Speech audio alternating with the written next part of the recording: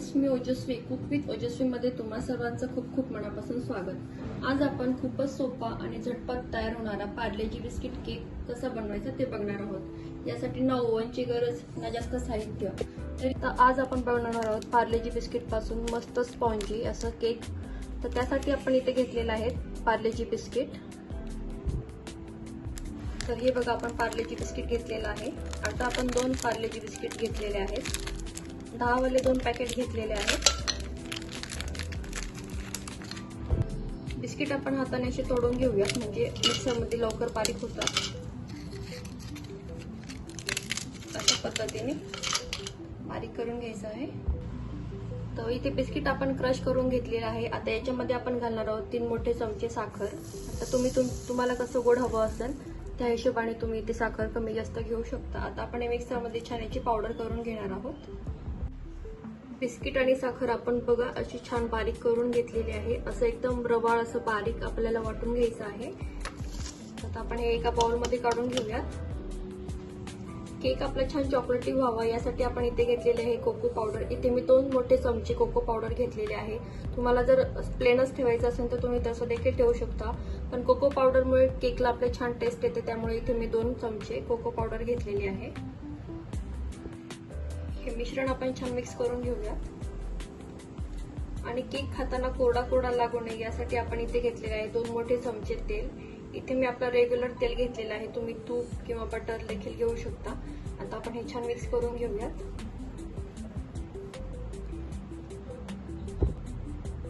हे सर्व मिश्रण एकत्र करून झाल्यानंतर इथे आपण लागेल तसं दूध घेणार आहोत। सध्या मी इथे 1 वाटी दूध घेतलेलं आहे। आपण आता हे छान व्यवस्थित मिक्स करून घेऊया। तर तुम्ही बघू शकता अशा पद्धतीचं मिश्रण आपल्याला पाहिजे आहे। जास्त घट्टही नाही आणि जास्त पातळही नाही, अगदी मध्यम स्वरूपाचं असं हे बॅटर आपलं बनवून तयार झालेलं पाहिजे। त्याला रंग देखील किती छान आलेला आहे तुम्ही बघू शकता। कोको पावडरमुळे केकला टेस्ट अगदी छान येते, त्यामुळे कोको पावडर नक्की वापरा।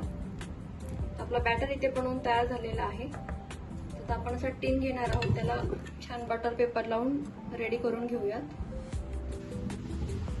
आज आपण केक कुकरमध्ये बनवणार आहोत। तर कुकरमध्ये मी असं स्टँड ठेवलेलं आहे। यामध्ये तुम्ही मिठाचा थर देखील लावू शकता, पण अशी काही गरज नाहीये। आणि आपण इथे कुकरच्या झाकणाची इथे शिट्टी काढून घेतलेली आहे। 10 मिनिटांसाठी आपण कुकर प्रीहीट होऊन देऊया, तोपर्यंत आपण पुढची तयारी करून घेऊयात। तर आपला केक छान स्पॉन्जी मऊ मऊ लुसलुशीत असं होण्यासाठी इथे आपण बेकिंग पावडर किंवा बेकिंग सोडा न वापरता आज आपण इथे वापरणार आहोत इनो आपण पूर्ण 1 पॅकेट घेणार आहोत। आणि यावरती दूध टाकून हा इनो ऍक्टिव्हेट करून घेऊया आपण।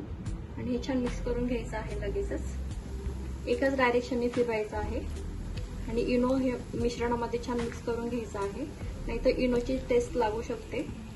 किंवा जर तुम्हाला बेकिंग पावडर बेकिंग सोडा वापरायचा असेल तर तुम्ही ते देखील वापरू शकता। हे बघा, असं लगेचच छान व्यवस्थित फिरवून घ्यायचं आहे।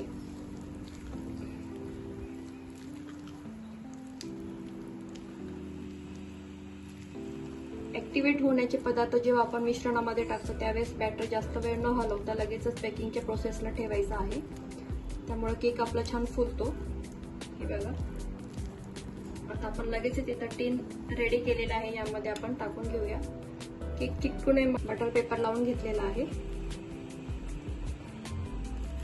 हे बघा, रंग किती छान आलेला आहे मिश्रणाला। केकही छान असा चवीचा आपला बनवून तयार होणार आहे। आता यामध्ये तुम्ही तुमच्या आवडीनुसार ड्रायफ्रूट वगैरे टाकू शकता। तर इथे मी फक्त बदाम टाकून घेणार आहेत। तुम्ही तुमच्या आवडीनुसार काजू बदाम पिस्ता वगैरे पण टाकून घेऊ शकता, ज्याने केक दिसायला अगदी छान दिसतो आणि टेस्टी असं होतं आणि अगदी विकत मिळतो त्या पद्धतीचा आपला हा केक बनवून तयार होतो। मुलंही खुश होतात। अशा पद्धतीने मी ते ड्रायफ्रूट सर्व लावून घेत आहे। आणि हा आपण 25 मिनिटांसाठी कुकरला बेक करून घेणार आहोत।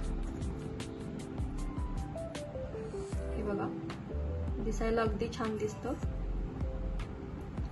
तर आपला इथं बेस बनवून तयार झालेला आहे। तर आपण हे कुकरमध्ये प्रीहीट करण्यासाठी ठेवून देऊया।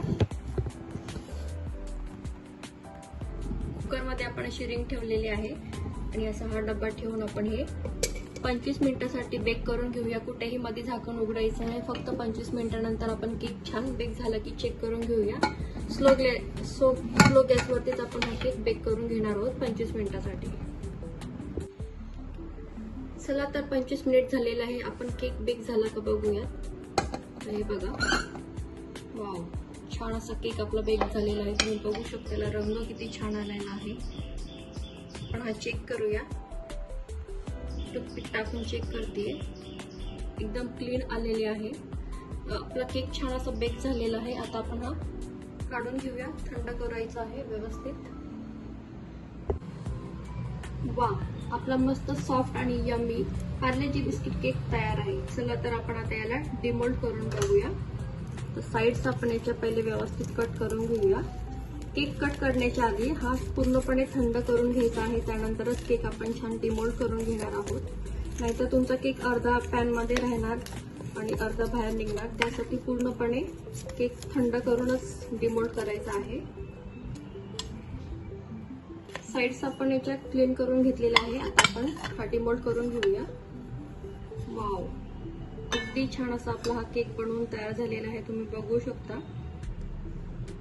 पण याला हा बटर पेपर लावल्यामुळे हा कुठेही चिकटलेला नाहीये आणि अगदी याला जाळी देखील किती छान आलेली आहे. तुम्ही बघू शकता. घरच्या घरी अगदी कमी साहित्यामध्ये खूप छान असा केक आपला बनवून तयार होतो. हे बघा, किती छान आपला हा केक बनवून तयार झालेला आहे. कुठेही हा क्रॅक गेलेला नाहीये. अगदी व्यवस्थित असा केक आपला इथे बनवून तयार झालेला आहे. याला रंग, टेक्स्चर देखील किती छान आलेला आहे. तुम्ही बघू शकता. अगदी विकत मिळतो त्याच चवीचा आपला हा केक बनवून तयार झालेला आहे. मी तुम्हाला हा कट करून दाखवते. हे बघा, अगदी इझिली हा कट होतोय. वाव, कोणी म्हणणार देखील नाही हा आपण बिस्किट पासून केक बनवलेला आहे. अगदी स्पॉन्जी झालेला आहे. मऊ लुसलुशीत असा हा केक बनवून तयार झालेला आहे. ह्या उन्हाळा विशेष सुट्टीमध्ये आपल्या मुलांना असा छान यम्मी टेस्टी असा केक नक्की बनवून खाऊ घाला. फक्त 10 रुपयांच्या पार्लेजी बिस्किट मधून इतका मस्त आणि सॉफ्ट टेस्टी केक तयार झाला. उन्हाळ्याच्या सुट्टीत मुलांसाठी झटपट आणि सगळ्यांना सरप्राईज द्या असा छान केक बनवू. केक कट करून दाखवते तुम्हाला. किती छान असा हा केक आपला इथे बनवून तयार झालेला आहे. बघा, आतमध्ये किती छान हा बेक झालेला आहे. कोणी म्हणणार देखील नाही हा आपण घरी केक बनवलेला आहे. खूप छान स्पॉन्जी टेस्टी असा हा केक आपला इथे बनवून तयार झालेला आहे. हे बघा,